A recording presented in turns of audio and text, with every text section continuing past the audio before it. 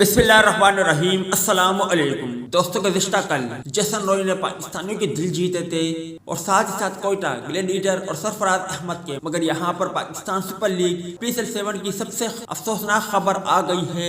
अगर आपको मजीद तफसील जानना है तो इस वीडियो को लाइक करें, इस वीडियो को शेयर करें और इस वीडियो को आखिर तक जरूर देखें। दोस्तों, सबसे पहले बात करते हैं गुज़िश्ता कल कोयटा ग्लेडिएटर और लाहौर कलंदर के माबेन पाकिस्तान सुपर लीग में मैच खेला गया, जिसमें लाहौर कलंदर ने कोयटा की टीम को एक बहुत बड़ा हदफ दिया, मगर जेसन रॉय के आने से कोयटा ग्लेडिएटर की टीम ने बआसानी आखिरी ओवर में फतह हासिल की और यकीनी तौर पर कोयटा के सपोर्टर और साथ ही साथ शायकीन क्रिकेटर जो बिलखुसूस पाकिस्तान सुपर लीग को सपोर्ट कर रहे हैं वो काफी पुरजोश है, क्योंकि जेसन रॉय के आने से पाकिस्तान सुपर लीग को फायदा हो रहा है। मगर अब मैं जो बात बताने लगा हूँ यकीनी तौर पर उनसे आपका दिल भी उदास हो जाएगा।